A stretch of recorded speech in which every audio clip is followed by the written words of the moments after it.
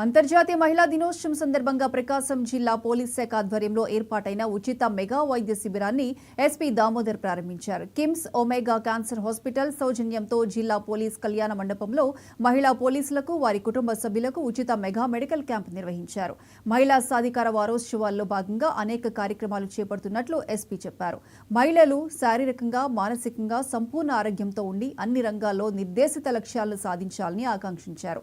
ఈ కార్యక్రమంలో additional SP Ashok బాబు, DSP Srinivasarao తదితరులు పాల్గొన్నారు.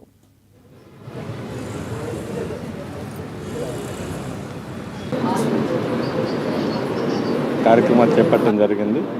అలాగే వాళ్ళకి ఎలక్యూషన్ కాంపిటీషన్స్ కానివ్వండి, ఓపెన్ హౌస్, అలాగే ఎస్ఐ రైటింగ్స్ కానివ్వండి, ఉమెన్ ఎంపవర్మెంట్ మీద వాళ్ళ ఇష్యూస్ మీద ప్రోగ్రామ్స్ చేశాం. ఈరోజు ముఖ్యంగా స్త్రీలకి ఎక్స్క్లూజివ్గా ఉమెన్కి మాత్రం ఈరోజు మెడికల్ క్యాంపు మనం భారీ ఎత్తున నిర్వహించడం జరిగింది. దీనికి నగరంలోనూ ఉన్నటువంటి హాస్పిటల్స్ నుంచి పర్టికులర్గా ఉమెన్ డాక్టర్స్ని అందరిని కూడా ఇన్వైట్ చేయడం జరిగింది.